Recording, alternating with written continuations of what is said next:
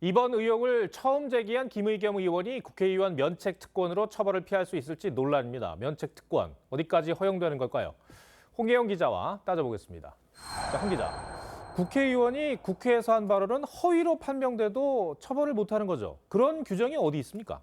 네, 헌법 45조에 있습니다. 국회의원이 국회에서 직무상 한 발언에 대해선 민형사상 책임을 물을 수 없습니다. 이 국회의 독립성을 보장하고 의회 기능을 활발하게 하자는 취지입니다. 그래서 법원이 판단을 할 때도 이런 목적과 취지를 벗어나느냐를 우선적으로 따집니다. 그러니까 모든 경우에 다 그런 거는 아닐 텐데.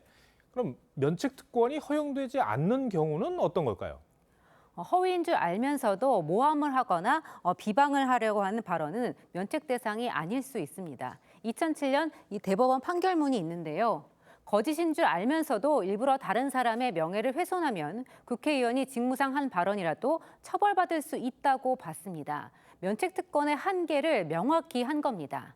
다만 비록 거짓이더라도 사전에 몰랐다면 책임을 물을 수 없다고 했습니다. 그렇다면 김의겸 의원이 녹취 내용이 사실이 아니라는 걸 알고 있었느냐가 핵심이겠네요. 네, 김의겸 의원이 국정감사장에서 한 인터넷 매체와 협업을 했다고 했는데요. 김 의원이 자신은 몰랐다고 부인하더라도 이 협업 과정에서 허위란 걸 알면서 고의로 폭로한 정황이 드러나면 처벌받을 수 있습니다. 김 의원은 또 이세창 전 자유연맹 총재가 술자리 의혹을 시인하는 듯한 내용의 통화 녹음을 국감장에서 틀었는데요. 이 전체를 다 들어봤을 때 분명히 허위란 걸 알 수 있었는데 필요한 부분을 짜깁기 해서 공개한 거라면 문제가 될 수 있습니다. 공범을 전제로 하는 거예요. 네. 면책특권이 인정된다 하더라도 국회 국정감사 밖에서 하고 협업을 할지 공모를 했다고 한다면 같이 공범관계로서 처벌을 받을 수 있다는 거죠.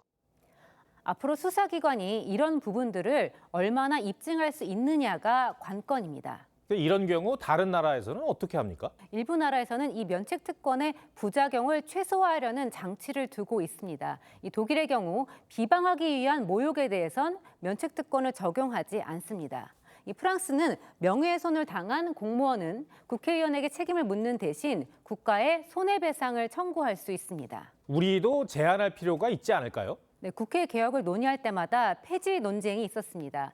민주당 이재명 대표도 경기도지사 시절 이 조폭 연루설을 제기한 국민의힘 김용판 의원을 비판하면서 면책 특권을 제한하자고 주장했습니다. 네, 알면서 이렇게 정치적 목적으로 음해를 한다든지 허위 사실을 공표한다든지 뭐 이런 문제들에 대해서는 제한하고 책임을 물어야 된다는 생각이 저도 많이 공감합니다.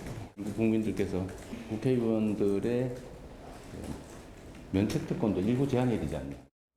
하지만 이 면책 특권을 폐지하거나 제한하는 건 개헌을 해야 하는 사안이라 현실적으로는 쉽지가 않습니다. 네, 정말 이 아니면 말고식 폭로, 이 무책임한 이런 폭로가 반복되니까 국민들 정말 피곤합니다.